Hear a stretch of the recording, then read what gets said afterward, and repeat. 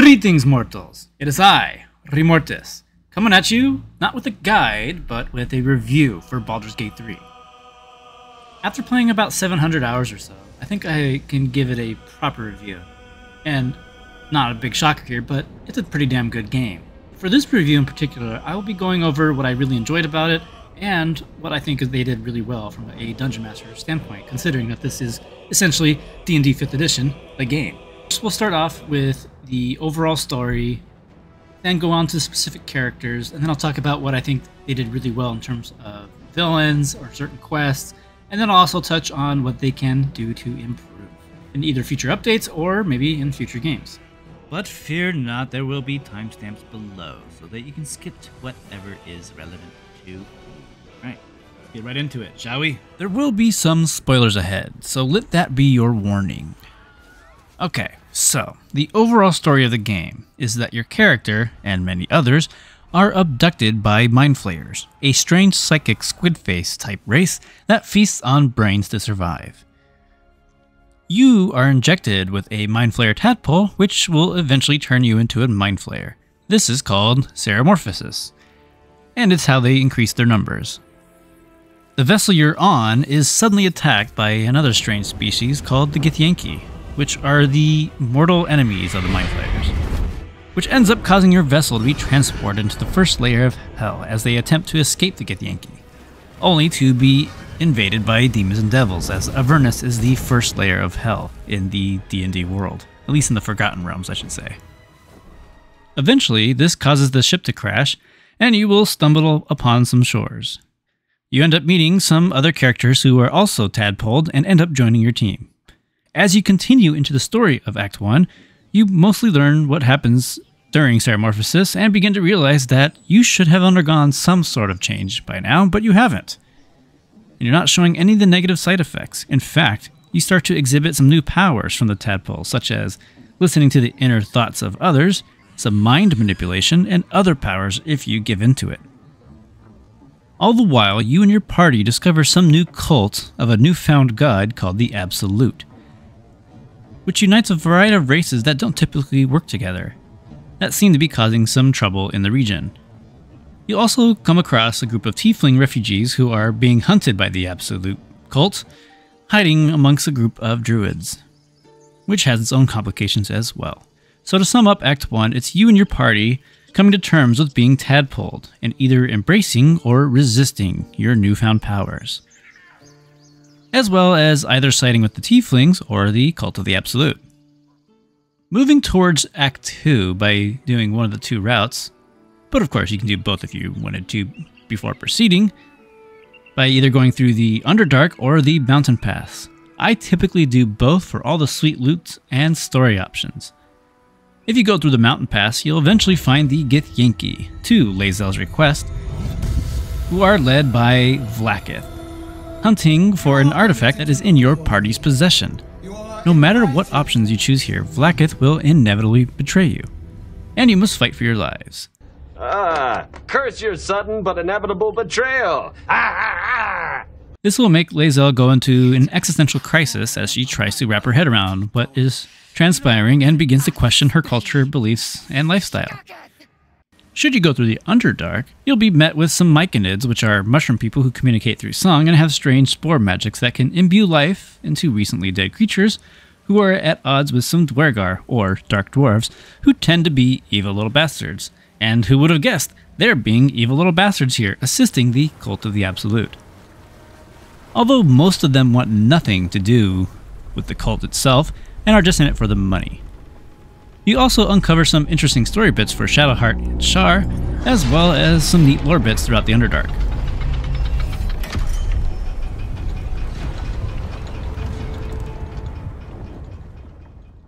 As you begin Act 2, it quickly becomes apparent that this area is undergoing some type of shadow curse, which causes folks to be killed and turned into undead if they stray too far from light, whether it be torchlight or magical means, with a stronger curse as you delve deeper into this forest. You can potentially cleanse the curse if you side with the tieflings and work with Halsin, but there's not too much about the curse beyond that. You quickly come into contact with a faction called the Harpers, which are usually portrayed as Robin Hood-style good guys, who are at odds with the Absolute Cult in Moonrise Towers, where you'll be tasked to infiltrate the towers and try to figure out more about the cult and how to destroy them, preferably within. And depending on your choices in Act 1, as well as which entrance you began Act 2 from, you'll have a few options to get to these towers, where you'll be introduced with the first member of the BBEG trio, or the Big Bad Evil Guy, which is a term from D&D, which is usually the main villain of a certain chapter or the entire campaign. This particular character seems to be unkillable, which results in your next big task to figure out how to make him killable. And again, depending on your choices, can result in a few different outcomes and can change the fight against the invulnerable man, but no matter if you aided him or worked to plot against him, you'll have to fight him, as you truly begin to unravel the overall plot of the game and the Absolute itself. I won't go too much more into detail here, since it's a lot more fun to experience it yourself, and for the sake of those who are still in Act 1 and did not heed the spoiler warnings. After you resolve things at Moonrise Towers, the curse can be potentially cleansed if you did that, as you venture on your way to Baldur's Gate and Act 3, but not before being assaulted in the night while you are sleeping due to the artifact, where the benefactor is truly revealed, and how you've been able to resist the Absolute's call and the transformation. And most of Act 3 is you trying to hunt down the other two of the trio to acquire their crystals to control and hopefully eliminate the true Big Bad Evil Guy. Let's make sure we give them a Baldurian welcome. All while exploring the vast city, learning more about your supposed benefactor, and making deals with other powerful entities and factions, such as the magnificent devil Raphael, who you've been interacting with here and there throughout the acts. Or maybe you wanted to help the Githyanki, who wished to overthrow Vlaka's tyranny. One more thing before we begin, though. Act 3 can be a bit overwhelming. There is a lot to do, but most of the content here is optional, so don't feel obligated to do everything, unless you're a completionist and don't intend to do multiple playthroughs. Ultimately, at the end of Act 3, no matter if you resisted or embraced the tadpole, it's revealed that in order to beat the Big Bad, you have to become a Mind Flayer, after all. Which honestly is a bit off-putting, as there isn't really a reward for resisting the whole time, so you become a Mind Flayer or have one assist you. And you defeat the Absolute and beat the game, with some choices to change the outcomes. And that's the overview of the story. I wanted to be a bit more vague the further we delved into it, just in case folks didn't heed my warning. So overall, I felt the story was pretty solid. There were some points that I kind of rolled my eyes at, sometimes with the companions, but mostly with some of the stuff in Act 3. The thing I liked most about the story isn't necessarily the main storyline, but all the side stories that progressed alongside it, such as the Night Song, the Tieflings, as well as the random gnome that you rescue in the windmill. There were some stories that never reappeared later that kind of saddened me, such as the Zentarum folks you saved from the Gnolls, but I believe some of that might have been cut content. Either way, it's all these side characters and stories that truly made me think that this was a really great game. It made it feel like a truly breathing world. Now, speaking of fun characters, let's move on to the companions. But before we begin this section, I just wanted to point out that most of these characters would get laughed at if they had these crazy backstories at level 1 on a tabletop game. Some of them are just a bit too crazy and over the top. They're great characters, don't get me wrong. It just doesn't make sense that they did all these amazing feats and are only level 1, but I digress. To be honest, the only two who aren't too crazy are Bae'zel and Asterion. The rest? Oh boy. Valerian tends to make over-the-top characters though, just like the Red Prince and Fane, for example. Starting with Asterion, who is quickly revealed to be a vampire, or vampire spawn to be specific, a snarky charlatan who loves to be a little trickster here and there. He doesn't like to help folks too much, and he loves to tease people. I think he's a pretty great character overall, and his voice actor really played the character very well. He has some of the funniest lines in the entire game, especially in the Mountain Pass. Hopefully you guys encounter that, or at least watch a video about it. It is amazing. I only wish that Asterion had a little bit more content near the end of Act 1 and in the middle of Act 2. But other than that, I thought he was a really solid character. I got major Red Prince vibes from him. Moving on to Gale, who, like many others, was wary about him at first, as he's always eating your magical items as a snack. But as his story progresses, it becomes a bit interesting. And eventually you can stop feeding him all those yummy magic items. I would have liked him better if the story didn't involve him dating a literal god, though. It's a bit over the top for me, but overall I think he's a pretty good character. He does have a lot of witty lines and can be pretty fun to adventure with, for his banter alone. And on to Karlach, your party's best buddy, giving off major Losa and Ifan vibes. She'll always have your back, so long as you're not being an asshole to all of Faerun, and if you side with the tieflings instead of the goblins. I was honestly surprised by Karlach and with how well she was done, and how much content she had, especially for being a later addition to the roster. She definitely got some Fane treatment for sure. Overall, I think she was a solid character, and she felt the most real out of the companions, despite her crazy-ass backstory fighting demons upon demons. I hope to see us being able to resolve her story when the cut content finally becomes accessible, if they decide to release it, that is. And Bae'zel, or Bae'zel, as I fondly call her. While she may be off-putting at first, I really enjoyed her personality a lot, mostly because I'm a big Githyanki fan. And because out of all the companions, she's the most straightforward.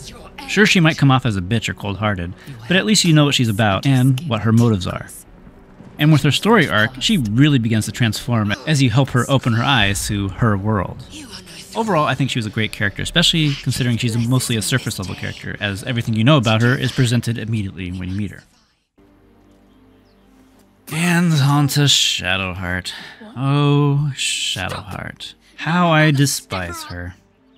I never really liked her personality, especially with all the being coy and lying to you constantly.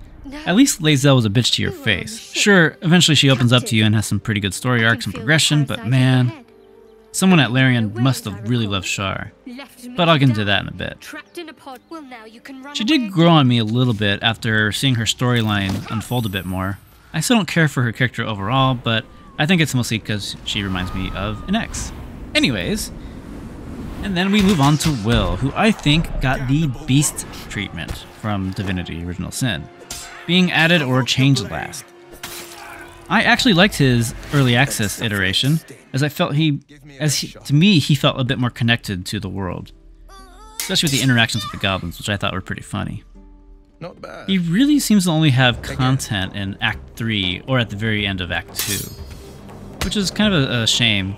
And it kind of makes his character kind of wanting? I don't know, it's unfortunate. But the actor played him really well. But sorry, Blade of Frontiers, you could have been great. For the non-origin characters, we have Halsin and Minthara. Halsin, there's not much to say about him. It was pretty neat that he became a companion, but there's not too much about him beyond just being a druid who hasn't been to Baldur's Gate before. But perhaps there is more that I want. He doesn't have a ton of dialogue or input, but he is notorious for that one scene. Honestly, you could use Halsin, but once you get Jaheira, you probably will use her instead and won't look back.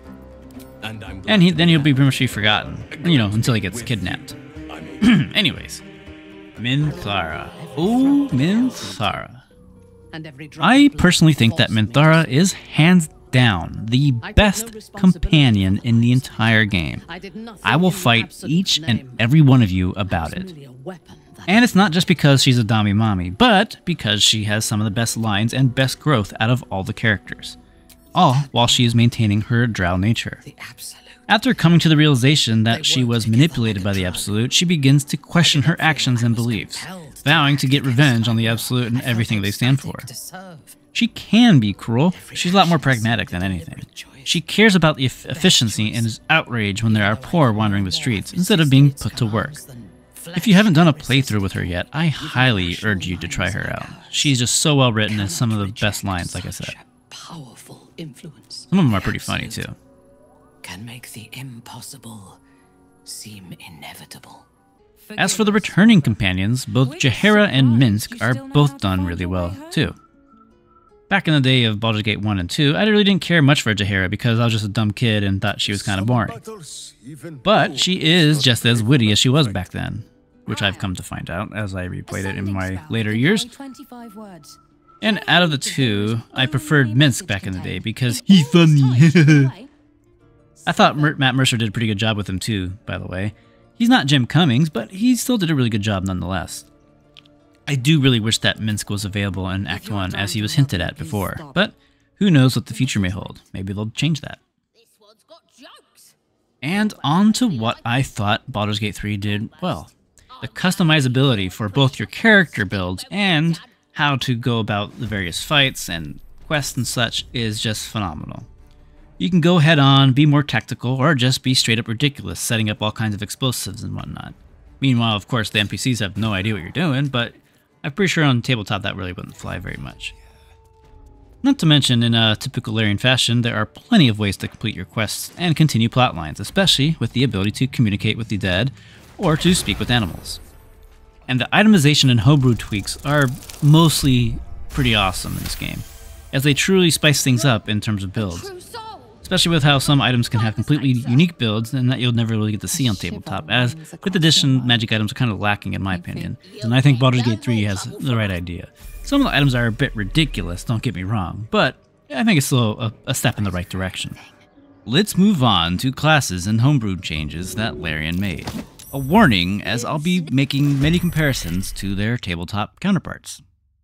Starting with Barbarians, which already have a strong class in 5th edition, at least in the earlier levels. Larian made some awesome choices for the Berserker. Getting rid of that exhaustion from the Frenzy was pretty sweet and really lets you feel how powerful it could potentially be, especially when combined with the Thief Robe for the extra bonus action. And then they went and nerfed it to the ground, causing a stacking -1 debuff to hit for the rest of the rage. But that only applies for the melee attack. The bonus action throw, on the other hand, can be used as much as you have bonus actions for, and you won't be penalized for doing so, which makes that Tavern Brawler throwing build all the more powerful. If you haven't tried it yet, definitely check it out.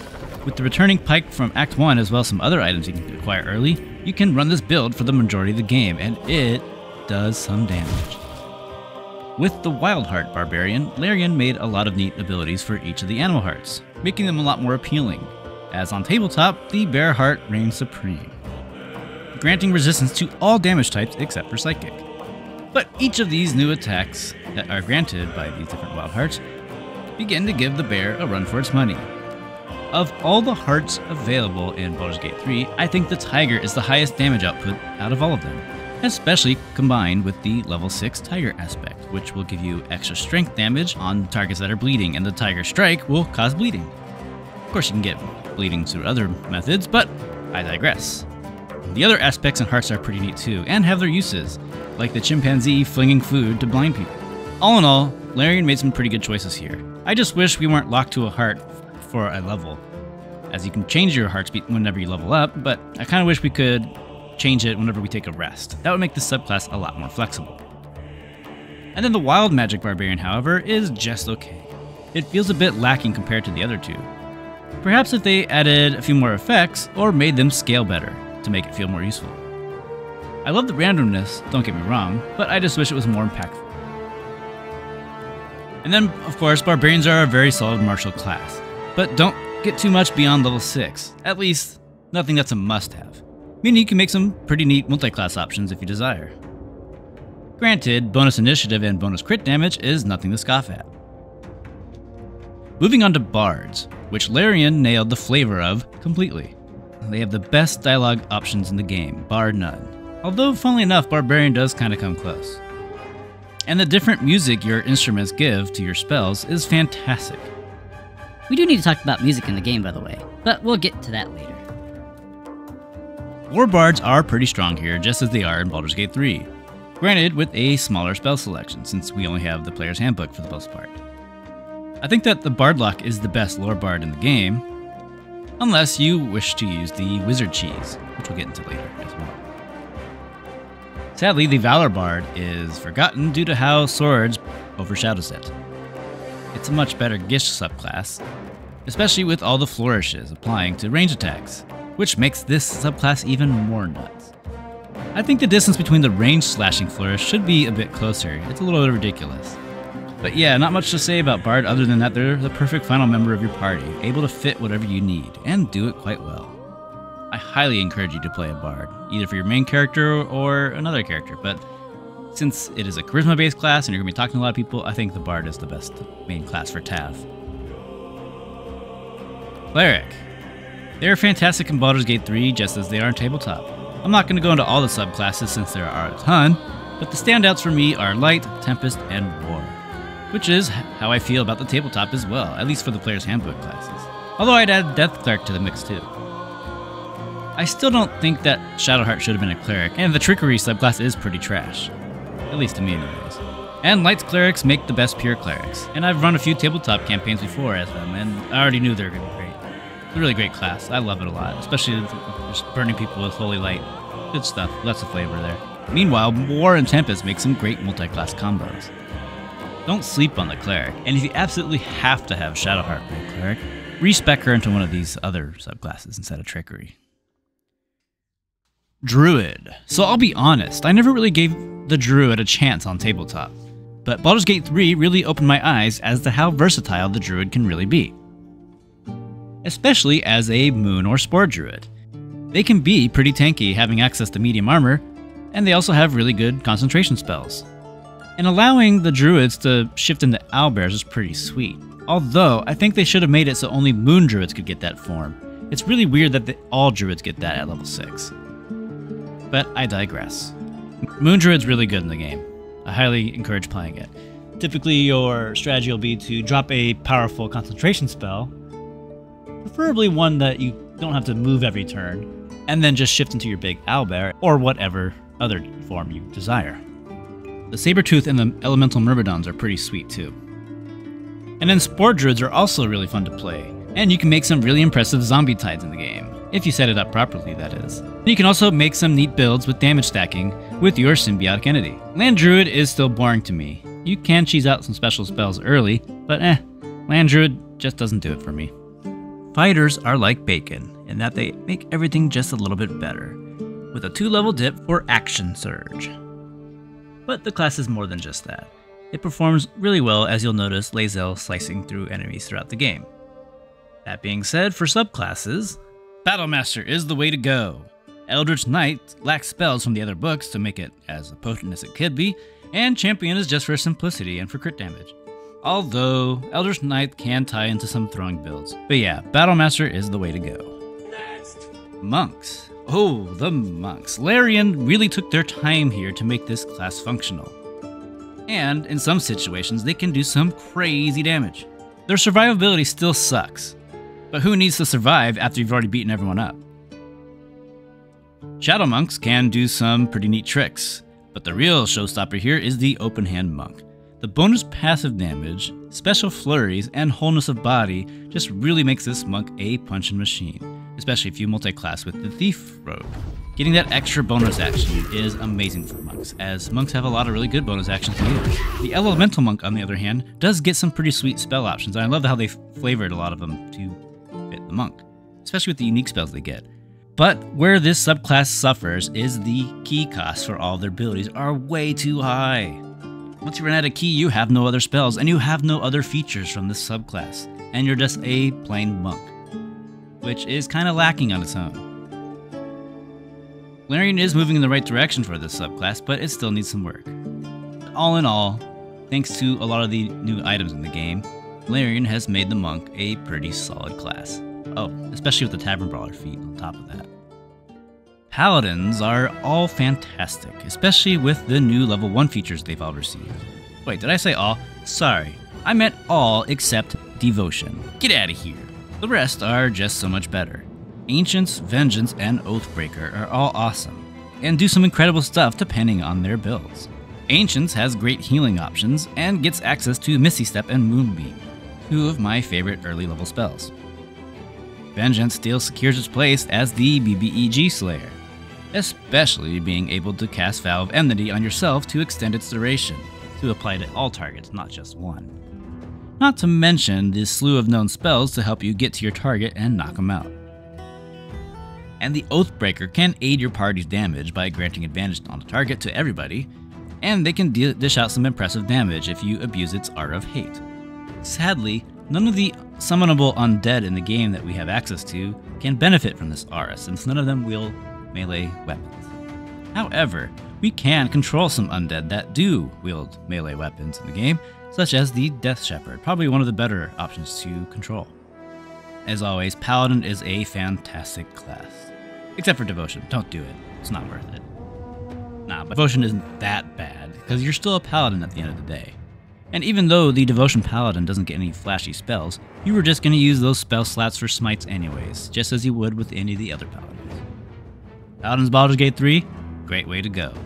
Rangers were believed to be a weaker class when the 5th edition first launched, but it was updated in later books to be pretty solid. Larian made some solid changes too, with the altered favored foe and natural explorer options. The Gloomstalker is a force to be reckoned with on tabletop, and it definitely is the case here as well, being able to dish out some devastating alpha strike damage, especially when combined with the assassin or thief rogue, and using sharpshooter with either a good bow or dual wield crossbows. Easily one of the strongest builds that can solo the entire game, utilizing stealth tactics of course. The Hunter is okay, nothing too exciting here. It has some consistent damage options, but is the weaker of the 3 subclasses available to Ranger. As Beastmaster was made to be really good in Baldur's Gate 3, with all the versatile animal companions that you can summon, that each have their own abilities and will get upgraded as you progress in the game. I just wish that the Ranger progression was earlier than level 11, because I really enjoy multi-classing. That being said, having the animal companions have their own turn instead of using the Ranger's bonus action is the way to go. Wizard of the Coast, take note of this. Using bonus actions for pets is so stupid to me, but good job, Larian, you did well here. You really got those Drizzt and Aragorn vibes for your Rangers. Bravo. Rogues are a staple in Dungeons & Dragons, and Baldur's Gate 3 made it more apparent to me that rogues are better off multi-classing after you get a few levels in, as rogues are rather front-loaded, getting most of their goodies early. But that's the same issue with tabletop. Their level progression is kinda odd, not getting too much subclass goodies due to their sneak attack scaling at every odd level. I'm still saddened that we can only get 1 sneak attack per turn, but on tabletop you can get a sneak attack on reactions, but in Baldur's Gate 3 you cannot.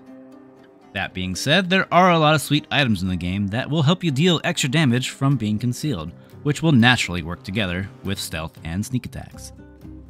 The Assassin feels really good in Baldur's Gate 3. Meanwhile, the Thief has risen to be the best rogue subclass dip in Baldur's Gate 3 simply by granting an extra bonus action, which is extremely powerful with the right class combinations, who can abuse that extra bonus action. Monks come to mind in particular, or dual wielders, and even some spellcasting shenanigans with Sorcerer. Arcane's Trickster is not good in Baldur's Gate 3. They goofed up their main feature with the Mage Hand. Normally you should be able to cast this as much as you want, but they limit it to only once per rest, and then even then you can't really do all the options you're supposed to be able to do. Hopefully this will get fixed, but yeah. Thief is overall the way to go, and Assassin if you intend to get a lot of alpha striking. You only need to really invest 3 levels of Rogue to get whatever goodies you need, but you could go up to 4 to get another feat, and then 5 if you want to get Uncanny Dodge and another Sneak Attack die. But overall, more than 3 levels in a Rogue is more than enough. Sorcerers feel pretty solid in Baldur's Gate 3, along with Wizards, but each of them are lacking spells from the other books. That being said, they can still whip out plenty of destruction, especially with their metamagics. Twin casting spells such as Haste or Chain Lightning, or casting multiple fireballs with bonus action spells feels really fun. The subclasses available to us are okay, the Draconic Bloodline probably being the best of the 3, especially with some of the items in the game that you can really abuse a particular element, such as lightning, fire, cold, or maybe even acid to extent. I don't think there's too many items.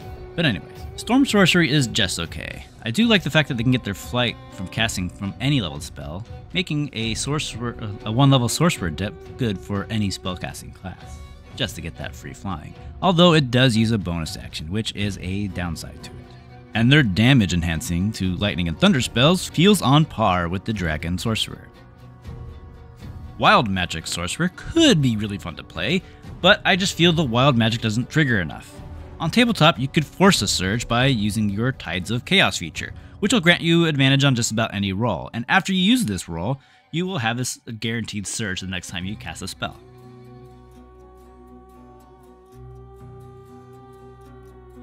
And whenever you have a Wild Magic Surge, your Tides of Chaos will be reset and you can use it again. Unfortunately, in Baldur's Gate 3, your Tides of Chaos are not reset whenever you get a Surge and can only be reset on a short or long rest. I really wish it would proc more, but I also wish there were a little bit more Wild Surges, like in Tabletop.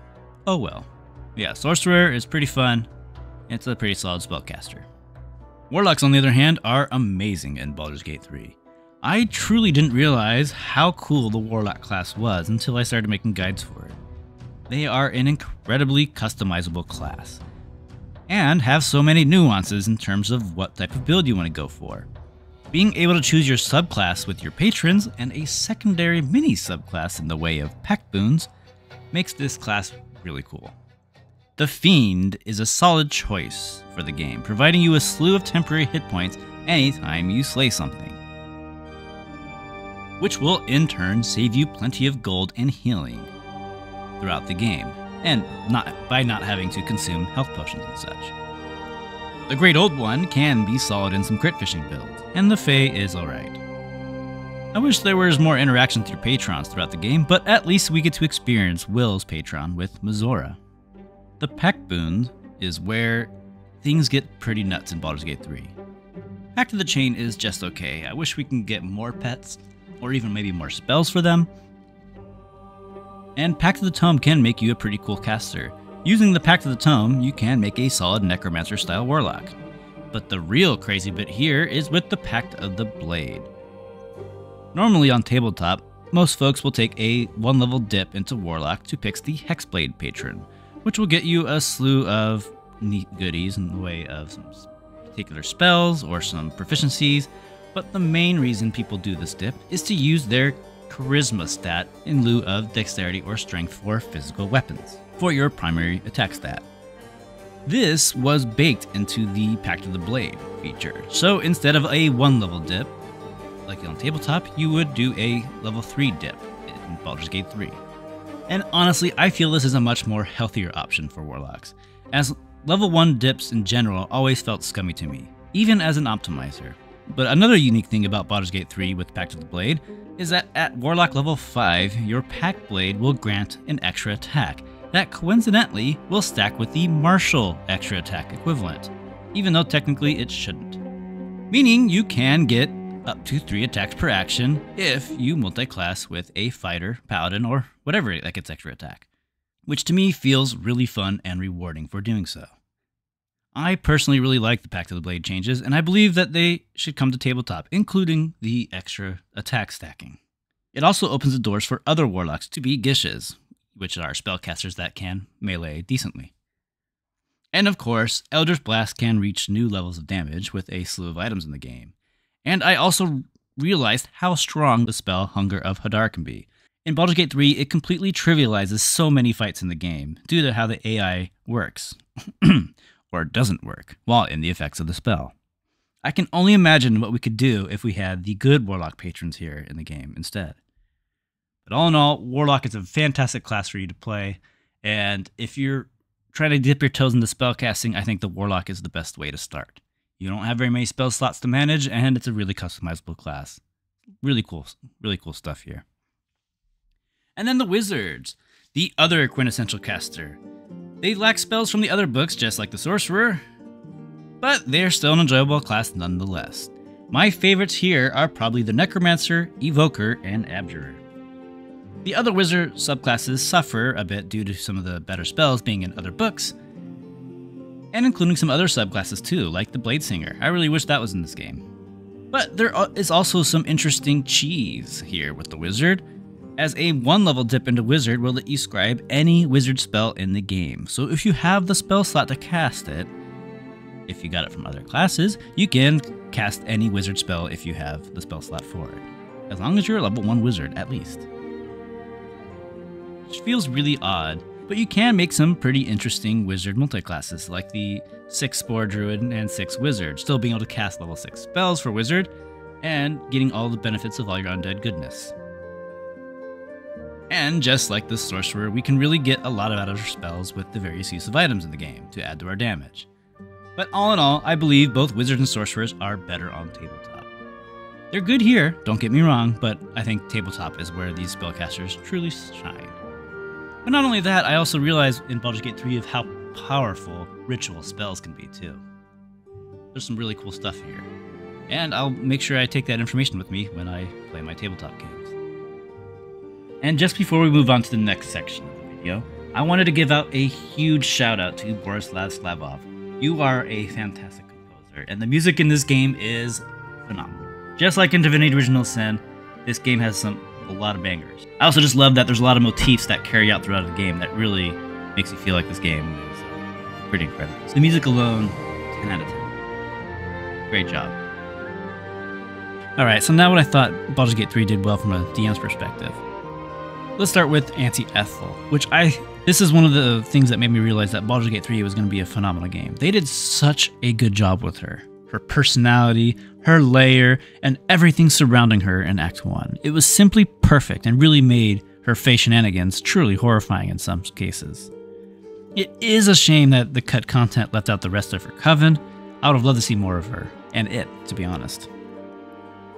And then don't get me started on Raphael. He was so phenomenal. Hands down, the best villain in the entirety of the game.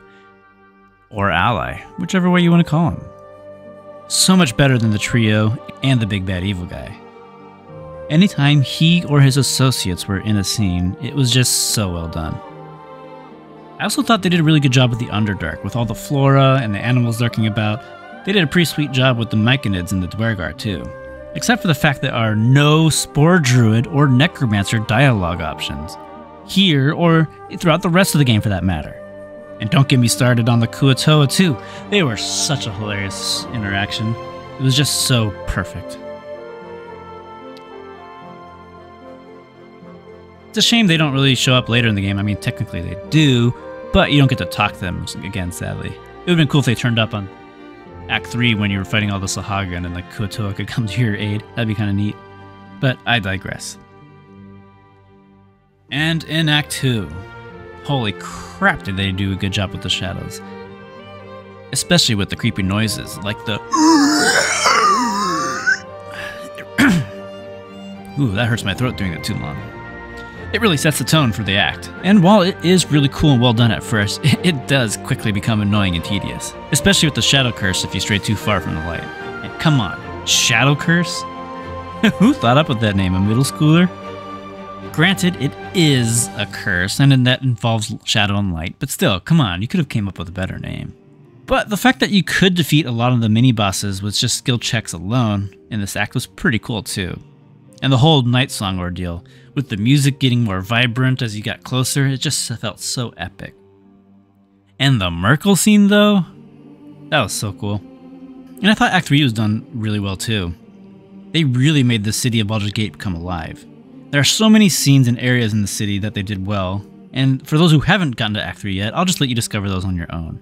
Though I'd be a fool if I didn't mention the House of Hope. What an experience.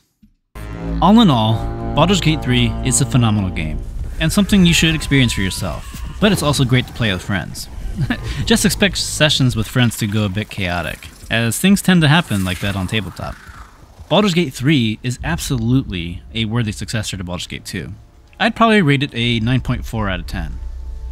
I'm hoping the future for Baldur's Gate 3 has plenty of updates, or maybe even some added content or DLC, or you know, the Game Master mode, for example. And have them do a Game Master mode, similar to how they had it in Divinity Original Sin 2.